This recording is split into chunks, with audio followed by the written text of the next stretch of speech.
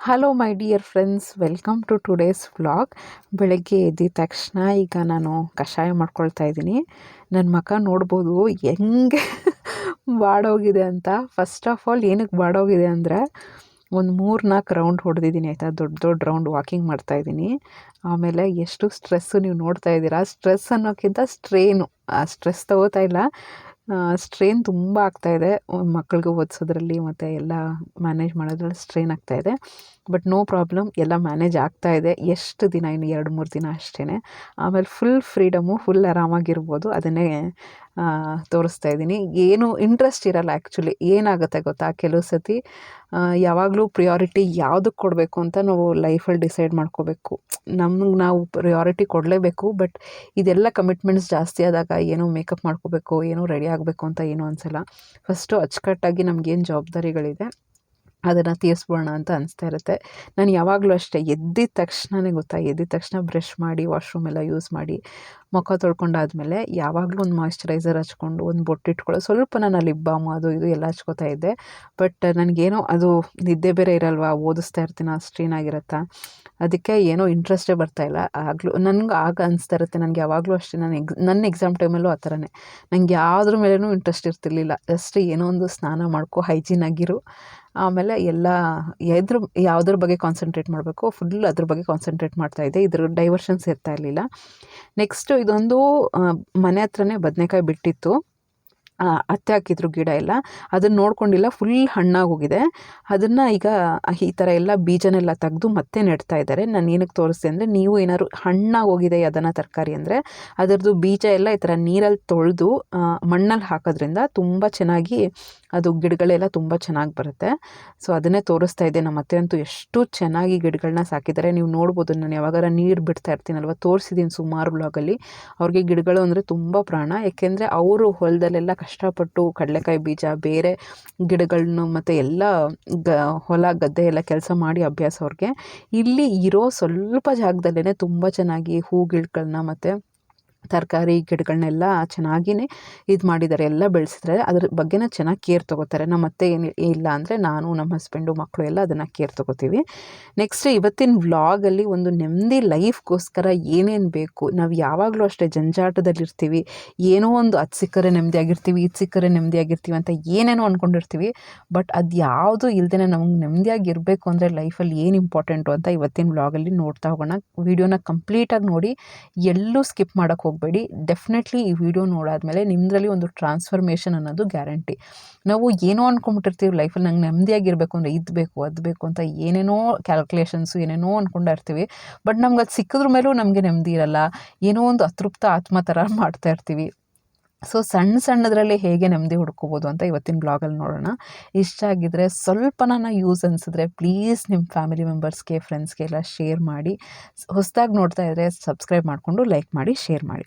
First point ಏನು ಗೊತ್ತಾ, ನಾವು ಯಾವಾಗಲೂ ಅಷ್ಟೇ ಐದರ್ ನಮ್ಮ ಭೂತಕಾಲ ಅಂದರೆ ಪಾಸ್ಟ್ ಬಗ್ಗೆ ಯೋಚನೆ ಮಾಡ್ತಾ ಇರ್ತೀವಿ, ಇಲ್ಲಾಂದರೆ ಫ್ಯೂಚರ್ ಬಗ್ಗೆ ಯೋಚನೆ ಮಾಡ್ತಾ ಇರ್ತೀವಿ. ನಮಗೆ ನೆಮ್ಮದಿ ಬೇಕು ಅಂದರೆ ತಲೆಯಲ್ಲಿ ಒಂದು ಇಟ್ಕೊಂಬಿಡಿ, ಪ್ರೆಸೆಂಟಲ್ಲಿ ಮಾತ್ರನೇ ಯೋಚನೆ ಮಾಡ್ತಾ ಇರಬೇಕು. ಫ್ಯೂಚರ್ದು ಪ್ಲ್ಯಾನ್ಸ್ ಇರಬೇಕು, ಪಾಸ್ಟ್ದು ಲೆಸನ್ ತೊಗೋಬೇಕು. ಲೆಸನ್ ಅಂದರೆ ಏನು, ಪಾಸ್ಟಲ್ಲಿ ಏನೋ ಒಂದು ಕಲ್ತಿರ್ತೀವಿ ನಾವು, ಏನೋ ತಪ್ಪು ಮಾಡಿರ್ತೀವಿ, ಏನೋ ಮೋಸ ಹೋಗಿರ್ತೀವಿ, ಏನೋ ಮೋಸ ಮಾಡಿರ್ತೀವಿ, ಅದರಿಂದ ನಾವು ಅದನ್ನು ತಪ್ಪಿಂದ ನಾವು ತಿದ್ಕೋಬೇಕು.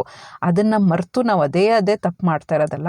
ಫ್ಯೂಚರಲ್ಲಿ ಪ್ಲ್ಯಾನ್ಸ್ ಇರ್ಬೋದು, ಮುಂದೆ ಹೇಗೆ, ಮಕ್ಕಳ ಎಜುಕೇಷನ್ ಹೇಗೆ, ನಮ್ಮ ಲೈಫ್ ಹೆಂಗೆ, ರಿಟೈರ್ಮೆಂಟ್ ಪ್ಲ್ಯಾನ್ ಹೇಗೆ, ಏನಾದ್ರು ಲೋನ್ಸ್ ಇದ್ದರೆ ಹೆಂಗೆ ತೀರಿಸೋದು, ಇದೆಲ್ಲ ಪ್ಲ್ಯಾನ್ಸ್ ಇರ್ಬೋದು. ಬಟ್ ಅದರದ್ದೇ ಯೋಚನೆಗೂ ಪ್ಲ್ಯಾನ್ಗೂ ಡಿಫ್ರೆನ್ಸ್ ಇದೆ. ಬರೀ ಅದೇ ಯೋಚನೆ ಆಗ್ತಾಯಿದ್ರೆ ಫ್ಯೂಚರ್ ಬಗ್ಗೆ, ಮತ್ತು ಪಾಸ್ಟಲ್ಲಿ ನನಗೆ ಹಂಗಾಯಿತು, ಹಿಂಗೆ ಮೋಸ ಮಾಡಿದ್ರು, ನಾನು ಹಿಂಗೆ ಮಾಡಿದೆ, ಹಂಗೆ ಮಾಡಿದೆ ಅಂತ ಬರೀ ಪಾಸ್ಟ್ ಬಗ್ಗೆ ಯೋಚನೆ ಮಾಡ್ತಾಯಿದ್ರೆ ನೆಮ್ಮದಿ ಅನ್ನೋದು ಡೆಫಿನೆಟ್ಲಿ ಇರಲ್ಲ. ಅದಕ್ಕೆ ನಮಗೆ ನೆಮ್ಮದಿ ಬೇಕು ಅಂದರೆ ಫಸ್ಟ್ ಇಂಪಾರ್ಟೆಂಟ್ ಪಾಯಿಂಟ್ ಏನು ಅಂದರೆ, ಪ್ರೆಸೆಂಟಲ್ಲಿ ಲೈಫ್ನ ಲೀಡ್ ಮಾಡ್ಬೋದು. Next let go.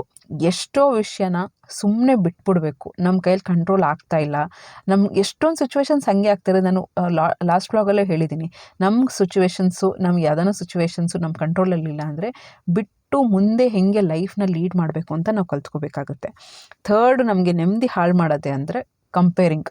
ಅವ್ರು ಹಾಗಿದ್ದಾರೆ, ನಾನು ಹಿಂಗಿದ್ದೀನಿ, ಅವರು ಈ ಥರ ಮಾಡ್ತಿದ್ದಾರೆ, ನಾನೇನು ಮಾಡ್ತಿಲ್ಲ, ಈ ಥರ ಕಂಪೇರ್ ಮಾಡೋದ್ರಿಂದ ಲೈಫಲ್ಲಿ ಡಿಸ್ಟರ್ಬೆನ್ಸು ತುಂಬಾ ಜಾಸ್ತಿ ಆಗುತ್ತೆ.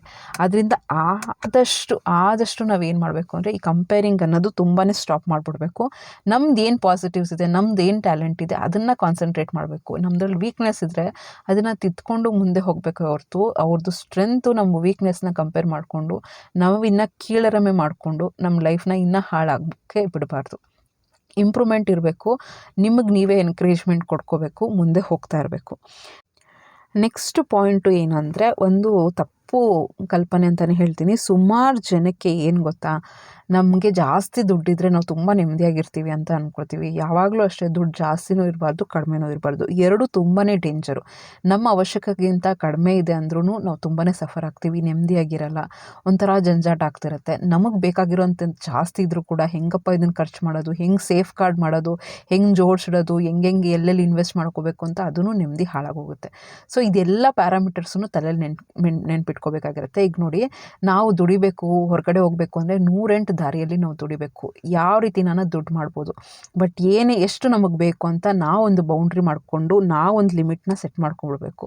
ಈಗ ಎಷ್ಟೊಂದು ಜನ ಹೌಸ್ ವೈಫ್ ಆಗಿರ್ತಾರೆ, ಅವ್ರಿಗೆ ದುಡಿಯೋಕ್ಕಾಗಲ್ಲ ಅಂದರೆ ಹೊರಗಡೆ ಏನು ಕೆಲಸ ಸಿಗಲ್ವ, ಅವ್ರಿಗೆ 108 ಕೆಲಸ ಸಿಗುತ್ತೆ. ನೀವು ಆ್ಯಕ್ಚುಲಿ ಗ್ರೇಟ್ ಅಂತ ಹೇಳ್ಬೋದು. ನೀವು ಮನೆಗೋಸ್ಕರ ಎಷ್ಟು ತ್ಯಾಗಗಳು ಮಾಡಿರ್ತೀರಾ, ನಿಮ್ಮ ಕೆರಿಯರ್ನ ಬಿಟ್ಟಿರ್ತೀರಾ. ಫಾರ್ ಎಕ್ಸಾಂಪಲ್, ನಮ್ಮಮ್ಮ, ನಾವು ಚಿಕ್ಕ ವಯಸ್ಸಲ್ಲಿ ಅವ್ರಿಗೆ ಡಿಗ್ರಿ ಮಾಡಿದ್ದಾರೆ, ಅವ್ರು BA ಮಾಡಿದ್ದಾರೆ, ಒಂದು ಒಳ್ಳೆ ಹಾಸ್ಪಿಟ್ಲಲ್ಲಿ ಒಂದು ಕೆಲಸ ಸಿಕ್ಕಿತ್ತು ಅವ್ರಿಗೆ. ಆಗಲೇ ಒಳ್ಳೆ ಹಾಸ್ಪಿಟ್ಲು ಆಯಿತಾ, ಒಳ್ಳೆ ಜಾಬು ಸಿಕ್ತಿತ್ತು. ಅವರು ರಿಟೈರ್ಡ್ ಆಗೋಷ್ಟರಲ್ಲಿ ಒಳ್ಳೆ ಪೇಮೆಂಟೇ ಸಿಗ್ತಾಯಿತ್ತು. ಬಟ್ ಅವರು ಫ್ಯಾಮಿಲಿಗೋಸ್ಕರ, ಮಕ್ಕಳಿಗೋಸ್ಕರ ಅವರ ಕೆರಿಯರ್ನೇ ತ್ಯಾಗ ಮಾಡಿದ್ರು ಅಂತಲೇ ಹೇಳ್ಬೋದು. ನೀವುಗಳು ಅಷ್ಟೇ, ಯಾವಾಗಲೂ ಅಷ್ಟೇ, ನೀವು ಹೌಸ್ ವೈಫ್ ಆಗಿದ್ದೀರಾ ಅಂದರೆ ಯಾವಾಗಲೂ ರಿಗ್ರೆಟ್ ಆಗೋಕ್ಕೆ ಹೋಗಬೇಡಿ. ನಾನು ಮನೇಲಿ 7 ಇಯರ್ಸ್ ಇದ್ದೆ ಅಂದರೆ ಒಂದು ಮಕ್ಕಳು ನೋಡೋಕೆ ಒಂದು ಸಪೋರ್ಟ್ ಇರಲಿಲ್ಲ ಅಂತ ನಾನು ಮನೇಲಿದ್ದೆ. ಆ ರಿಗ್ರೆಟ್ ನನಗೆ ಇಲ್ಲವೇ ಇಲ್ಲ. ನನಗೆ ಸ್ಯಾಟಿಸ್ಫ್ಯಾಕ್ಷನ್ ಇದೆ. ಅಯ್ಯೋ, ನಾನು ನನ್ನ ಮಕ್ಕಳನ್ನ ನೋಡಿಕೊಂಡೆ, ನನ್ನ ನೆಸೆಸಿಟಿ ಇದ್ದ ಟೈಮಲ್ಲಿ ಮಕ್ಕಳಿಗೆ ನಾನು ಟೈಮ್ ಕೊಟ್ಟೆ ಅಂತ ನನಗೊಂದು ಸ್ಯಾಟಿಸ್ಫ್ಯಾಕ್ಷನ್ ಇದೆ.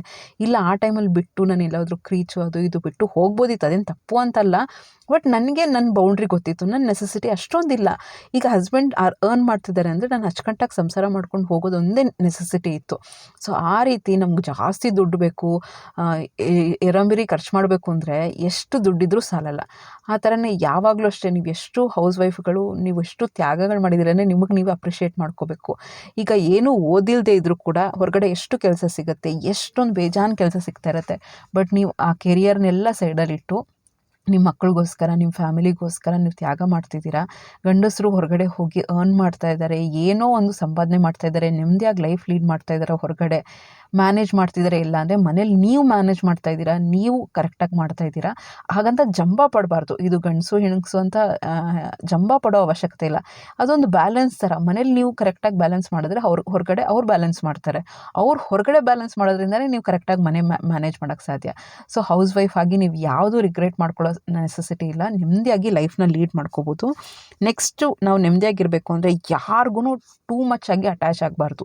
ಎಲ್ರಿಗೂ ಪ್ರೀತಿಗೆ ನೋಡ್ಕೋಬೇಕು, ಚೆನ್ನಾಗಿ ನೋಡ್ಕೋಬೇಕು, ಇಂಪಾರ್ಟೆನ್ಸ್ ಕೊಡಬೇಕು, ಎಲ್ಲ ಇರ್ಬೋದು. ಬಟ್ ಅತಿಯಾಗಿ ಅದನ್ನು ಆಗಿಬಿಟ್ರೆ ನಮಗೆ ನೋವು ಜಾಸ್ತಿ. ಆ ವ್ಯಕ್ತಿ ಯಾರಿಗಾನ ತುಂಬ ಹಚ್ಕೊಂಡ್ಬಿಡ್ತೀವಿ ಅಂದರೆ ಅವರಿಂದ ಎಕ್ಸ್ಪೆಕ್ಟೇಷನ್ಸ್ ಜಾಸ್ತಿ ಆಗುತ್ತೆ ನಮಗೆ. ಅವು ಹಂಗೆ ಮಾಡಲಿ, ಹಿಂಗೆ ಮಾಡಲಿ, ಹಿಂಗೆ ಮಾತಾಡಲಿ, ನನ್ನ ಜೊತೆ ಟೈಮ್ ಸ್ಪೆಂಡ್ ಮಾಡಲಿ, ಈ ಥರ ಎಲ್ಲ ಯೋಚನೆ ಮಾಡ್ತಾ ಕೂತ್ಕೊಂಡ್ಬಿಡ್ತೀವಿ.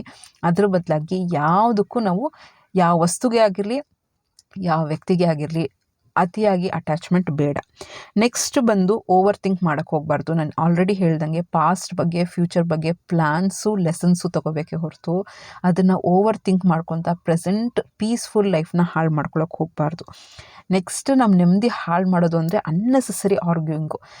ಆದಷ್ಟು ನಿಮ್ಮ ಸೈಡಿಂದ ಎಷ್ಟಾಗುತ್ತೋ ಅಷ್ಟು ಟ್ರೈ ಮಾಡಿ ಆರ್ಗ್ಯೂಯಿಂಗ್ನ ಸ್ಟಾಪ್ ಮಾಡಿಬಿಡ್ಬೇಕು. ಅಂದರೆ ನಿಮ್ಮ ಸೈಡಿಂದ ಅದನ್ನು ತಡೆಗಟ್ಟಕ್ಕೆ, ಆರ್ಗ್ಯೂ ಅಂದರೆ ಸುಮ್ಮನೆ ಜಗಳ ಆಡೋದು, ವಾದ ಮಾಡೋದು, ವಿವಾದ ಅಂತ ಹೇಳ್ತೀವಲ್ವ, ನಾನು ಹಾಗೆ, ನೀನು ಹಿಂಗೆ, ನನಗಿಷ್ಟ ಇಲ್ಲ, ಆದಷ್ಟು ಅವಾಯ್ಡ್ ಮಾಡಬೇಕು. ನಿಮ್ಗೆ ಇಷ್ಟ ಇಲ್ಲ ಅಂದರೆ ಹೇಳೋ ರೀತಿ ಇರುತ್ತೆ, ಪೊಲೈಟಾಗಿ ಹೇಳ್ಬೋದು.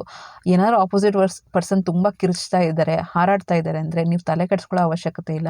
ಅವರು ಕಿರ್ಚ್ತಾ ಇದ್ದಾರೆ, ಹಾರಾಡ್ತಾ ಇದ್ದಾರೆ ಅಂದರೆ ನೀವು ಕಿರ್ಚಬೇಕು ಅಂತಲ್ಲ. ಅದು ಅವ್ರ ಲೆವೆಲ್ಲು, ಅವ್ರ ಹತ್ರ ಕಿರ್ಚ್ಕೋತಾರೆ, ಮಾಡ್ತಾ ಇರ್ತಾರೆ. ನಿಮ್ಮ ಲೆವೆಲ್ ಏನು, ನೀವೇನು ಅವ್ರ ಲೆವೆಲ್ಗೆ ಹೋಗ್ಬೇಕಾ? ಇಲ್ಲ ತಾನೆ. ಸೊ ನಿಮ್ಮದು ಅಂತ ಒಂದು ಡಿಗ್ನಿಟಿ ಇರುತ್ತೆ ತಾನೆ, ನಿಮ್ಮದು ಅಂತ ಒಂದು ಲೈಫ್ ಸ್ಟೈಲ್ ಇರುತ್ತೆ, ಆ್ಯಟಿಟ್ಯೂಡ್ ಇರುತ್ತೆ.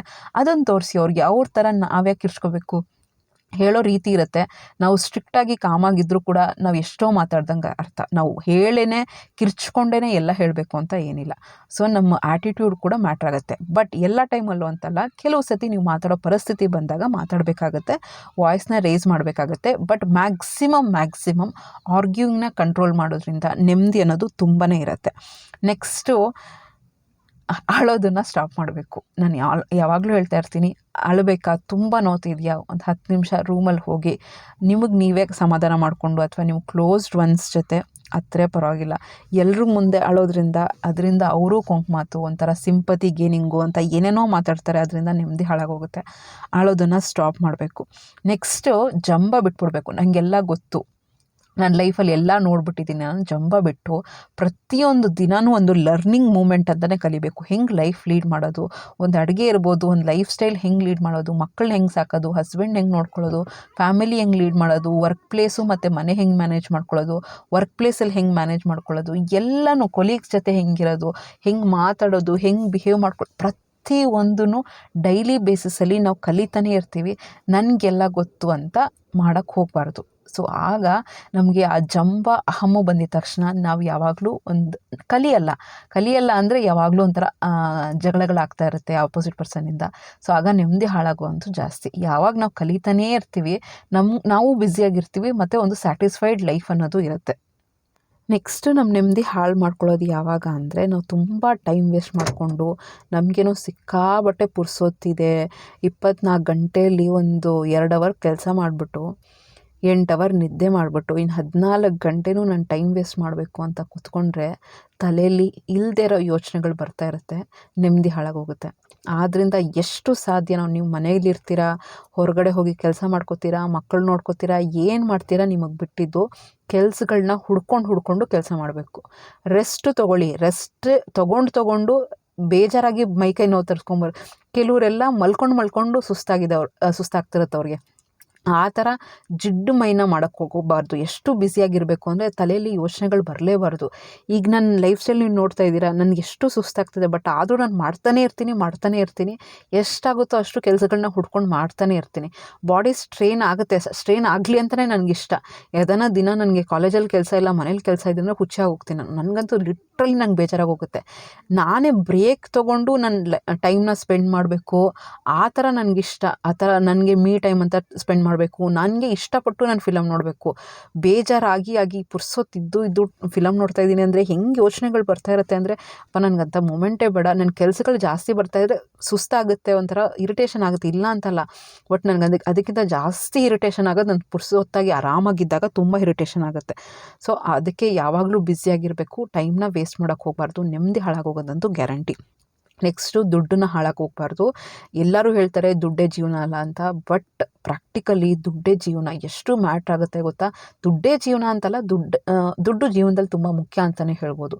ಎಷ್ಟು ಇಂಪಾರ್ಟೆಂಟ್. ನಮಗೇನಾದರೂ ಬೇಕು, ಏನಾದರೂ ಅಫೋರ್ಡ್ ಮಾಡಬೇಕು, ಮೆಡಿಕಲ್ ಇಶ್ಯೂಸು, ಏನಾದರೂ ಇಷ್ಟ ಆಗಿದ್ದು ತೊಗೋಬೇಕು, ಒಂದು ಬೇಸಿಕ್ಸ್ ಮನೇಲಿ ಒಂದು ಮಿನಿಮಮ್ ಒಂದು ಹಸಿಮೆಣ್ಸಿನ್ಕಾಯಿ ತರಕ್ಕೂ ದುಡ್ಡು ಅನ್ನೋದು ಇಂಪಾರ್ಟೆಂಟು. ಯಾವಾಗಲೂ ಅಷ್ಟೇ ದುಡ್ಡನ್ನ ಅನಾವಶ್ಯಕವಾಗಿ ಖರ್ಚು ಮಾಡಿದ್ರೆ ಮಾತ್ರ ಅದು ನೆಮ್ಮದಿ ಇಲ್ಲದೆ ಇರೋ ಲೈಫನ್ನೇ ಆಗೋದು. ಎಷ್ಟು ಖರ್ಚು ಮಾಡ್ತಾಯಿದ್ರೆ, ಕುತ್ಕೊಂಡು ತಿಂತಾಯಿದ್ರೆ ಕೋಟ್ಯಾಧೀಶ್ವರನು ಒಂದು ಭಿಕ್ಷುಕ ಆಗೋದು ಗ್ಯಾರಂಟಿ. ಅದಕ್ಕೇ ಎಷ್ಟು ಆಗುತ್ತೋ ಅಷ್ಟು ಸೇವಿಂಗ್ಸ್ ಮಾಡ್ತಾ ಇರಬೇಕು. ನೆಕ್ಸ್ಟ್ ಬಂದು ಇದಂತೂ ತುಂಬಾ ಇಂಪಾರ್ಟೆಂಟು. ನಮ್ಮ ನೆಮ್ಮದಿಯಾಗಿರಬೇಕು ಅಂದರೆ, ಅಯ್ಯೋ ಅವ್ರೇನು ಥಿಂಕ್ ಮಾಡ್ತಾರೆ ನಮ್ಮ ಬಗ್ಗೆ, ಇವ್ರೇನು ಥಿಂಕ್ ಮಾಡ್ತಾರೆ, ಇವರು ಏನು ಥಿಂಕ್ ಮಾಡ್ತಾರೆ ನಮ್ಮ ಬಗ್ಗೆ ಅಂತ ಯೋಚನೆ ಮಾಡಿಕೊಂಡೆ ನಮ್ಮದು 90% 95% ನೆಮ್ಮದಿ ಹಾಳು ಮಾಡ್ಕೊಳ್ಳೋದು ಹೆಂಗೆ. ಅವ್ರು ಏನೂ ಥಿಂಕ್ ಮಾಡಿರಲ್ಲ, ಅವ್ರ ಲೈಫಲ್ಲಿ ನಾವು ಏನೂ ಅಲ್ಲ, ನಾವೇ ಅಷ್ಟೆಲ್ಲ ಥಿಂಕ್ ಮಾಡ್ಕೊಳ್ಳೋದು. ಸೊ ಅದಕ್ಕೇ ಯಾರೇನು ಅನ್ಕೋತಾರೆ, ಯಾರೇನು ಥಿಂಕ್ ಮಾಡ್ತಾರೆ, ಅಯ್ಯೋ ನಾನು ಹಿಂಗೆ ಮಾತಾಡಿದ್ರೆ ಹೆಂಗೆ, ನಾನು ಹಿಂಗೆ ನಡ್ಕೊಂಡ್ರೆ ಹೆಂಗೆ, ನಾನು ಹಿಂಗೆ ರೆಡಿ ಆದರೆ ಹೆಂಗೆ, ಎಲ್ಲ ಬಿಟ್ಟಾಕಿ ನಿಮ್ಗೇನು ಖುಷಿ, ನಿಮ್ಮ ಫ್ಯಾಮಿಲಿಗೆ ಏನು ಇಂಪಾರ್ಟೆಂಟು ಅದನ್ನು ಮಾತ್ರ ಯೋಚನೆ ಮಾಡಿ. ಅವ್ರಿಗೆ ಯಾರೂ ನೀವು ಇಂಪಾರ್ಟೆಂಟ್ ಅಲ್ಲ. ನಾನು ಯಾವಾಗಲೂ ಹೇಳ್ತೀನಲ್ವ, ನಮ್ಮದೊಂದು 3 ಸರ್ಕಲ್ಸ್ ಇಟ್ಕೋಬೇಕು. ಕ್ಲೋಸ್ಡ್ ಸರ್ಕಲ್ಸ್ ನಮ್ಮ ಫ್ಯಾಮಿಲಿ ಮೆಂಬರ್ಸು, ಆಯಿತಾ? ಅದರಲ್ಲಿ ನೀವು ಇಂಪಾರ್ಟೆಂಟು, ಕ್ಲೋಸ್ಡ್ ಸರ್ಕಲ್ಸು. ನೆಕ್ಸ್ಟ್ ಬಂದು ರಿಲೇಟಿವ್ಸು. ನೆಕ್ಸ್ಟ್ ಬಂದು ಸುಮ್ಮನೆ ಹಾಯ್ ಬೈ ಫ್ರೆಂಡ್ಸ್ ಅಷ್ಟೇ. ಸೊ ಎಷ್ಟು ಬೇಕೋ ಅಷ್ಟನ್ನು ಮಾತ್ರ ಇಟ್ಕೊಂಡಿರಿ. ಪರಿಚಯಸ್ಥರು ಅಷ್ಟೇ, ಅವ್ರ ಬಗ್ಗೆ ಎಲ್ಲ ಯೋಚನೆ ಮಾಡ್ಕೊಳ್ಳೋ ಅವಶ್ಯಕತೆ ಇಲ್ಲ. ರಿಲೇಟಿವ್ಸ್ ಅಷ್ಟೇ, ನಿಮ್ಮನ್ನು ತುಂಬ ನೋಯಿಸೋಕ್ಕೆ ಅಂತಲೇ ಮಾತಾಡ್ತಾರೆ ಅಂದರೆ ಅವ್ರ ಬಗ್ಗೆ ಅಷ್ಟೂ ಸೀರಿಯಸ್ ಆಗೋ ಅವಶ್ಯಕತೆ ಏನಿಲ್ಲ. ಇನ್ನು ಫ್ಯಾಮಿಲಿ ಮೆಂಬರ್ಸು ಎಲ್ಲರೂ ನಮ್ಮನ್ನು ಕೇರ್ ಮಾಡ್ತಾರೆ ಅಂತಲೂ ಇಲ್ಲ. ಕೆಲವು ಸತಿ ಅವರು ನಾವು ಮಾಡ್ಬೋದು. ಅದಕ್ಕೇ ಎಷ್ಟು ಜೊತೇಲಿರ್ತೀವಿ ಅಂದರೆ ಅವ್ರಿಗೊಂದು ಮಿನಿಮಮ್ ಬೆಲೆ ಕೊಡಬೇಕಾಗತ್ತೆ, ಚೆನ್ನಾಗಿ ನೋಡ್ಕೊಳ್ಳೇಬೇಕಾಗತ್ತೆ. ಬಟ್ ಅವ್ರನ್ನ ತುಂಬ ಸೀರಿಯಸ್ ತೊಗೊಳ್ಳೋ ಅವಶ್ಯಕತೆ ಇಲ್ಲ. ಇನ್ ಕೇಸ್ ಅವ್ರು ನಮ್ಮನ್ನು ತುಂಬ ಬೆಲೆ ಕೊಡ್ತಾ ಇದ್ದಾರೆ, ನಮಗೂ ತುಂಬ ಚೆನ್ನಾಗಿ ನೋಡ್ಕೊತಾ ಇದ್ದಾರೆ ಅಂದರೆ ನಿಮಗೆ ಪ್ರಾಣಕ್ಕೆ ಪ್ರಾಣ ಎಷ್ಟು ಆಗುತ್ತೋ ಅಷ್ಟು ಚೆನ್ನಾಗಿ ನೋಡ್ಕೋಬೇಕಾಗತ್ತೆ. ಸೊ ಅವ್ರ ಬಗ್ಗೆ ಇವ್ರ ಬಗ್ಗೆ ಏನೋ ಯೋಚನೆ ಮಾಡ್ತಾರೆ, ತಲೆ ಕೆಡಿಸ್ಕೋಬೇಡಿ. ನಿಮಗೆ ಯಾರು ಬೆಲೆ ಕೊಡ್ತಾರೆ ಅವ್ರಿಗೆ ನೀವು ಬೆಲೆ ಕೊಡಿ, ಅಷ್ಟೇ. Simple logic. ಎಲ್ಲರ ಬಗ್ಗೆನೂ ಯೋಚನೆ ಮಾಡ್ಕೊಂಡು ಕೂತ್ಕೊಂಡ್ರೆ ಲೈಫ್ನ ಮ್ಯಾನೇಜ್ ಮಾಡ್ಕೊಳ್ಳೋದು ತುಂಬ ಕಷ್ಟ ಆಗೋಗುತ್ತೆ, ನೆಮ್ಮದಿ ಹಾಳಾಗೋಗುತ್ತೆ. ನೆಕ್ಸ್ಟ್ ಬಂದು ಪ್ರೊಕ್ರಾಸ್ಟಿನೇಷನ್ ಅಂದರೆ ನಾಳೆ ಮಾಡೋಣ, ನಾಳಿದ್ದು ಮಾಡೋಣ, 2 ಗಂಟೆಗೆ ಮಾಡೋಣ, 3 ಗಂಟೆಗೆ ಮಾಡೋಣ, ಗಡಿಬಿಡಿ ಆಗುತ್ತೆ. ಇನ್ನು ಎಲ್ಲಿರುತ್ತೆ ನೆಮ್ಮದಿ ಲೈಫಲ್ಲಿ? ಒಂದು ಮನೆ ಮ್ಯಾನೇಜ್ ಮಾಡಬೇಕು ಅಂದ್ರೆ ಎಷ್ಟು ಕಷ್ಟ ಗೊತ್ತಾ? ಹೇಳ್ತಾರೆ ಏನು ಬೆಳಗ್ಗಿಂದ ಸಂಜೆ ಬರೀ ಒಂದು ತಿಂಡಿ ಮಾಡ್ತೀಯ, ಅಡುಗೆ ಮಾಡ್ತೀಯ, ಪಾತ್ರೆ ತೊಳಿತೀಯ, ಇಷ್ಟೇ ಅಲ್ವಾ ಅಂತಾರೆ. ಆ ಪಾತ್ರೆ ತೊಳೆಯೋದನ್ನು ನೆವರ್ ಎಂಡಿಂಗ್. ಅದು ಒಂದಾದ್ಮೇಲೆ ಒಂದು ನಾವೇ ಸಿಂಕಲ್ಲಿ ಹಾಕ್ತಾ ಇರ್ತೀವಿ, ಮನೆಯವರೆಲ್ಲ ಹಾಕ್ತಿರ್ತಾರೆ, ಮತ್ತೆ ತೊಳಿ, ಅಡುಗೆ ಮಾಡು, ಮತ್ತೆ ತೊಳಿ, ಮತ್ತೆ ಹಾಲು ಕ್ಲೀನ್ ಮಾಡು, ಮತ್ತೆ ಕ್ಲೀನ್ ಮಾಡು, ಮತ್ತೆ ಹರಡಿರ್ತಾರೆ. ಏನೋ ಒಂದು ನೆವರ್ ಎಂಡಿಂಗ್ ಜಾಬ್ ಅದು. ಮನೆ ಕೆಲಸ ಮುಗಿಯೋದ ಕೆಲಸ ಅಂತ ಹೇಳ್ತಿರ್ತೀನಲ್ವ ನಾನು. ಅದಕ್ಕೆ ಪ್ರೋಕ್ರಾಸ್ಟಿನೇಷನ್ ಮಾಡಬಾರ್ದು. ಈಗ ಏನಾದರೂ ಕಣ್ತಾ ರೂಮಲ್ಲಿ ಏನಾದರೂ ಕಾಫಿ ಕಪ್ ಕಣ್ತಾ ಫಸ್ಟು ತೊಗೊಂಡೋಗಿ ಇಟ್ಬಿಡ್ಬೇಕು. ಒಂದು ನೆಮ್ಮದಿ ಅಲ್ಲಿ ಎಷ್ಟು ಅಪ್ಪ. ನನಗಂತೂ ನೆಮ್ಮದಿ ಏನು ಗೊತ್ತಾ, ನನಗೆ ಬಂದಿದ್ದ ತಕ್ಷಣ ಸುಕ್ಕಿಲ್ದಿರೋ ಒಂದು ಬೆಡ್ಶೀಟು ಬೆಡ್ ಮೇಲೆ ಇದೆ ಅಂದರೆ ನನಗೆ ಎಂಥ ಖುಷಿ ಆಗುತ್ತೆ ಅಂದರೆ, ಆ ಥರ ಸಿಕ್ಕದು ನನಗೆ ರೇರು. ನಾನು ಫಸ್ಟು ಡೋರ್ ಓಪನ್ ಮಾಡಿದ ತಕ್ಷಣ ನನ್ನ ಮಕ್ಕಳು ಬಂದು ಎಗ್ರಾಡಿಬಿಡ್ತಾರೆ. ಅಲ್ಲಿ ಸುಕ್ಕು ಮಾಡಿ ಎಲ್ಲ ನೀಟಾಗಿ ಎಲ್ಲ ಇದು ಮಾಡಿಬಿಡ್ತಾರೆ. ನಾನು ಅದೇ ಹೇಳ್ತಾ ಇದ್ದೆ ನನ್ನ ಗಂಡನಿಗೆ, ನಂದು ಅಂತ ಅಲ್ಲಿ ಹೊಸ ಮನೇಲಿ ನನ್ನ ರೂಮ್ ಆಗಲಿ ನನಗೆ ಯಾವಾಗಲೂ ಅಷ್ಟೇ ಗೊತ್ತಾ, ಬೆಡ್ಶೀಟ್ ಹಾಕಿದ್ರೆ ಒಂಚೂರು ಸುಕ್ಕಿರಬಾರ್ದು. ಸುಕ್ಕು ಅಂದರೆ ಆ ಥರ ಏನೋ ಮಾಡಿಸ್ಕೊಂಡ್ರೆ ಏನೂ ಇರಬಾರ್ದು, ನೀಟಾಗಿ ಐರನ್ ಮಾಡಿರೋ ಥರ ಇರಬೇಕು. ಆ ಥರ ನನಗೆ ತುಂಬಾ ಇಷ್ಟ. ನಮ್ಮ ಹಸ್ಬೆಂಡು ಅದೇ ಆಡ್ಕೊತಿದ್ರು, ತಗೊಂಡು ಐರನ್ ಮಾಡಿಬಿಡು, ಅದು ಏನದು ಬೆಡ್ಶೀಟ್ ಮೇಲೆಲ್ಲ ಏನು ಹಂಗಾಡ್ತೀಯ ಅಂತ. ಬಟ್ ಅದೇನೋ ನಂಗೆ OCD ಪ್ರಾಬ್ಲಮ್ಮು ಏನೋ ಗೊತ್ತಿಲ್ಲ, ಜಾಸ್ತಿ ಇಲ್ಲ, ಬಟ್ ನಂಗೆ ನೀಟಾಗಿರಬೇಕು. ಕೆಲವು ವಸ್ತುಗಳು ತುಂಬ ಏನೋ ಎಲ್ಲ ನೀಟಾಗಿರ್ತೀನಿ ಅಂತಲ್ಲ, ಕೆಲವು ನನಗೆ ಫುಲ್ ನೀಟಾಗಿ ಇದ್ಬಿಡ್ಬೇಕು ಅಷ್ಟೇ, ಇನ್ನೇನಿಲ್ಲ.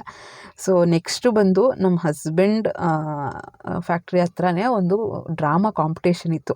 ಅದಕ್ಕೆ ಅತ್ತೆ, ಮಕ್ಕಳು, ನಾನು, ಹಸ್ಬೆಂಡು ಎಲ್ಲ ಹೋಗ್ತಾಯಿದ್ದೀವಿ. ಅವ್ರು ಹೇಗೆ ಇದು ಮೇಕಪ್ ಎಲ್ಲ ಮಾಡ್ಕೋತಾರೆ ಅಂತೆಲ್ಲ ತೋರಿಸಿದ್ದೀನಿ. ಅಭಿಯಾನ ಅಂತ ಒಳ್ಳೆ ಪೌರಾಣಿಕ ನಾಟಕ, ತುಂಬಾ ಚೆನ್ನಾಗಿತ್ತು, ತುಂಬ ಚೆನ್ನಾಗಿತ್ತು. ಪೌರಾಣಿಕ ನಾಟಕ ಆದರೂ ನಾವು ಅಂದರೆ ವಿಮೆನ್ ಓರಿಯೆಂಟೆಡ್, ನಾವು ಹೇಗೆ ಸ್ಟ್ರಾಂಗ್ ಆಗಿರಬೇಕು, ಈ ಪುರುಷ ಪ್ರಧಾನ ಸಮಾಜದಲ್ಲಿ ಹೇಗೆ ನಾವು ನಮ್ಮ ಫೀಲಿಂಗ್ಸಿಗೆ ಹೆಂಗೆ ಬೆಲೆ ಇರಲ್ಲ, ಇದೆಲ್ಲ ಪೌರಾಣಿಕನೇ. ಬಟ್ ಸ್ವಲ್ಪ ಈ ಪ್ರೆಸೆಂಟ್ ಇದಕ್ಕೆ ಸ್ವಲ್ಪ ಟಚ್ ಕೊಟ್ಟು ತುಂಬಾ ಚೆನ್ನಾಗಿತ್ತು, ನನಗಿಷ್ಟ ಆಯಿತು. ನನಗೆ ಈ ಥರ ಎಲ್ಲ ರೆಡಿಯಾಗಿರ್ತಾರಲ್ವ, ಸೊ ಅದಕ್ಕೆ ಹಸ್ಬೆಂಡು ಬಾ ಒಂದು ವೀಡಿಯೋ ಮಾಡ್ಕೊಳ್ಳೋಣ ಅಂತ ನಾನು ಕೇಳಿದೆ, ವೀಡಿಯೋ ಮಾಡಿಕೊಡಿ ಅಂತ. ಅದಕ್ಕೆ ನೀನು ಬಾ ಮಾಡ್ಕೊಳ್ಳೋಣ ಅಂತ. ಇವರೆಲ್ಲ ಡ್ಯಾನ್ಸರ್ಸು, ಬ್ಲೂ ಕಲರ್ ಡ್ರೆಸ್ಸು, ಮತ್ತು ಅವರು ಭೀಷ್ಮ ಆಯಿತಾ, ವೈಟ್ ಕಲರ್ ಡ್ರೆಸ್ ಇರೋರು ಭೀಷ್ಮ. ಇವರು ಅಂಬೆ ಅಂತ ಒಂದು ಮೇನ್ ರೋಲ್. ಇವರು ನೋಡೋಕೆ ನೋಡಿ ಎಷ್ಟು ಚೆನ್ನಾಗಿದ್ದಾರೆ, ಆ್ಯಕ್ಟಿಂಗು ಅಷ್ಟೇ. ಈ ಹುಡುಗಿ ಡಿಗ್ರಿ ಮಾಡ್ಕೊಂಡಿರೋ ಹುಡುಗಿಗಳು ಎಷ್ಟು ಚೆನ್ನಾಗಿ ಮಾಡ್ತಾಳೆ ಗೊತ್ತಾ. ಆಮೇಲೆ ಇನ್ನೊಬ್ರು ತೋರಿಸ್ತೀನಿ, ಅವರೂ ಏನೋ ಸತ್ಯ ಅಂತ ಏನೋ, ಸಂತನು ವೈಫೋ ಏನೋ ಆ ಥರ ರೋಲೆಲ್ಲ ಮರ್ತೋಗಿದೆ. ನೋಡಿ ಎಷ್ಟು ಚೆನ್ನಾಗಿ ರೆಡಿಯಾಗಿದ್ದೆ. ನಮಗೊಂಥರ ಇದು ಎಕ್ಸಾಮ್ ಇತ್ತು ಆಯಿತಾ, ಬೇಗ ಓದಿಸ್ಬಿಟ್ಟು ನಾನು ಮೊದಲೇ ಪ್ಲ್ಯಾನ್ ಮಾಡ್ಕೊಂಡಿದ್ದೆ. ಈ ಸದ್ಯ ನೆಕ್ಸ್ಟ್ ಡೇ ಈಸಿ ಎಕ್ಸಾಮ್ ಇತ್ತು, 1 ಅವರ್ ಹೋಗ್ಬಿಟ್ಟು ನೋಡ್ಕೊಂಬಂದ್ಬಿಟ್ರೆ ಅಪ್ಪ ಒಂಥರ ರಿಫ್ರೆಶಿಂಗ್ ಅಂತ ಅನಿಸ್ತಾಯಿತ್ತು. ನೆಕ್ಸ್ಟ್ ಪಾಯಿಂಟು ನೆಮ್ಮದಿಯಾಗಿರಬೇಕು ಅಂದರೆ ಡಿಕ್ಲಟರ್ ಮಾಡ್ಕೋಬೇಕು. ತಲೆಯಲ್ಲಿ ತುಂಬ ಥಾಟ್ಸ್ ಇದೆ, ಯೋಚನೆಗಳಿದೆ ಅಂದರೆ ನಮಗೆ ನೆಮ್ಮದಿಯಾಗಿರೋಕ್ಕೆ ಹೇಗೆ ಸಾಧ್ಯ? ನೆಮ್ಮದಿ ಅಂದರೆ ಏನು ಗೊತ್ತಾ? ಹೊಟ್ಟೆ ತುಂಬ ಅಲ್ಲ, ಎಷ್ಟು ಬೇಕೋ ಅಷ್ಟು ಊಟ ಮಾಡಿಕೊಂಡು ನೆಮ್ಮದಿಯಾಗಿ ನಿದ್ದೆ ಮಾಡಿಕೊಂಡು ಕಷ್ಟಪಟ್ಟು ಲೈಫ್ನ ಅಂದರೆ ಕಷ್ಟಪಡಬೇಕು. ಬಾಡಿ ಸ್ಟ್ರೇನ್ ಆಗಬೇಕು. ನಾವೇನೋ ಅಂದ್ಕೊಂಡಿದ್ದೀವಿ, ಗೋಲ್ ಏನೋ ಅಂದ್ಕೊಂಡಿದ್ದೀವಿ ಅಂದರೆ ಅದನ್ನು ಅಚೀವ್ ಮಾಡೋಕ್ಕೆ ನಾವು ಏನು ಪ್ರಯತ್ನ ಪಡ್ತಾಯಿದ್ದೀವಿ, ಪ್ರತಿಯೊಬ್ಬರು ಕೂಡ ಏನೇ ಆದರೂ ಕೂಡ ನಿಮಗೊಂದು ಗುರಿ ಅಂತ ಇರಬೇಕು. ಈ ಥರ ಲೈಫ್ನ ನಾನು ಲೀಡ್ ಮಾಡಬೇಕು ಅಂತ ಒಂದು ಗುರಿ ಇಟ್ಕೊಂಡು ಅದ್ರ ಬಗ್ಗೆ ವರ್ಕ್ ಮಾಡ್ತಾನೇ ಇರಬೇಕು. ನಂದೇನೋ ಒಂದು 2-3 ಗುರಿ ಇಟ್ಕೊಂಡಿದ್ದೀನಿ, ಯಾವಾಗಲೂ ಅಷ್ಟೇ ಹೇಳ್ತೀನಿ ಯಾವಾಗ ನಾವು ವ್ಲಾಗಲ್ಲಿ ನಂದು ಏನು ಗೋಲು ಅಂತ. ಅದ್ರ ಬಗ್ಗೆ ನಾನು ಎಷ್ಟು ಕಷ್ಟಪಡ್ತಾಯಿದ್ದೀನಿ ಅಂತ ನನಗೆ ಗೊತ್ತು. ನಾನು ಕಷ್ಟಪಡ್ತಾಯಿದ್ದೀನಿ ಅಂತ ಹೇಳ್ಕೊಳ್ಳಲ್ಲ, ಇಷ್ಟಪಟ್ಟು ಮಾಡ್ತಾಯಿದ್ದೀನಿ. ಏಕೆಂದರೆ ಅದು ನನ್ನ ಗೋಲು, ನನ್ನ ಗುರಿ, ನಾನು ಅದನ್ನು ಮಾಡಲೇಬೇಕು ಅಂತ. ಏಕೆಂದರೆ ನಮ್ಮ ಲೇಡೀಸ್ಗೆ ನಾನೊಂದು ಇಮೇಜ್ ನೋಡಿದ್ದೆ, ಒಂದು ಜೆಂಟ್ಸು ಅವ್ರ ಗುರಿ ಮುಟ್ಟಬೇಕು ಅಂದರೆ ಒಂದು ಸ್ಟ್ರೇಟ್ ಲೈನ್ ಇರುತ್ತೆ. ಒಂದು ಲೇಡೀಸು ಗುರಿ ಮುಟ್ಟಬೇಕು ಅಂದರೆ ಅದ್ರ ಮಧ್ಯ ಏನೇನು ಇಟ್ಟಿರ್ತಾರೆ ಗೊತ್ತಾ? ವಾಷಿಂಗ್ ಮಿಷಿನು, ಮಕ್ಕಳು, ಪಾತ್ರೆ ತೊಳೆಯೋದು, ಕಸ ಗುಡಿಸೋದು, ನೆಲ ಒರೆಸೋದು, ಈ ಥರ ಎಲ್ಲ ಇಷ್ಟೊಂದು ಹರ್ಡಲ್ಸ್ ಇರುತ್ತೆ. ಜೆಂಟ್ಸ್ಗೆ ಇಲ್ಲ ಅಂತಲ್ಲ, ಇರುತ್ತೆ, ಬಟ್ ಕಂಪ್ಯಾರಿಟಿವ್ಲಿ ಲೇಡೀಸ್ಗೆ ತುಂಬ ಹರ್ಡಲ್ಸ್ ಇರುತ್ತೆ. ಅದನ್ನೆಲ್ಲ ಕ್ರಾಸ್ ಮಾಡಿಕೊಂಡು ರೀಚ್ ಆಗಬೇಕು. ಅಯ್ಯೋ ಆಗಲ್ಲ ಅಂತ ಕೂರಂಗಿಲ್ಲ. ನಾವೊಂಥರ ವೀಕ್ ಆದಂಗೆ ಹೋಗ್ತೀವಿ. ಸೊ ಅದಕ್ಕೆ ಎಷ್ಟಾಗುತ್ತೋ ಅಷ್ಟು ನಮ್ಮನ್ನು ನಾವೇ ಮೋಟಿವೇಟ್ ಮಾಡಿಕೊಂಡು ಈ ಪ್ರಾಸೆಸ್ಸಲ್ಲಿ ಸ್ವಲ್ಪ ಜೆಂಟ್ಸ್ ಸಪೋರ್ಟ್ ಮಾಡಿಬಿಟ್ರೆ ಅಂತೂ ನಮ್ಮ ಲೈಫು ಈಸಿ ಆಗುತ್ತೆ. ಆ ಲೈನು ಸ್ವಲ್ಪ ಈಸಿ ಆಗುತ್ತೆ, ಆ ಸಕ್ಸಸ್ ಲೈನ್ ಅನ್ನೋದು ಈಸಿ ಆಗುತ್ತೆ ಅಂತಲೇ ಹೇಳ್ಬೋದು. ನೆಕ್ಸ್ಟ್ ಬಂದು ಸೆಲ್ಫ್ ಕೇರ್ ಇರ್ಬೋದು, ಮತ್ತು ಚಿಕ್ಕದಕ್ಕೂ ಖುಷಿ ಪಡ್ತಾ ಇರಬೇಕು. ಈಗ ನಾನು ಟೊಮೆಟೊ ಬಾತ್ ಮಾಡೋದು ತೋರಿಸ್ದೆ, ಮತ್ತು ತರಕಾರಿ ಹಣ್ಣುಗಳೆಲ್ಲ ತಂದಿದ್ನಲ್ಲ ಅದನ್ನೇ ತೋರಿಸ್ತಾ ಇದ್ದೀನಿ. 117 ಏನೋ ಆಯಿತು, 2 ಬಿಲ್ ಆಯಿತು. ನೋಡಿ 117 ಇಷ್ಟು ತರಕಾರಿಗೇ. ಸೊ ಚಿಕ್ಕದ್ರಲ್ಲೂ ನಾವು ಯಾವಾಗ ಹ್ಯಾಪಿನೆಸ್ ನೋಡ್ತೀವಲ್ವ, ಆಗ ಲೈಫ್ ಹ್ಯಾಪಿಯಾಗೇ ಇರುತ್ತೆ.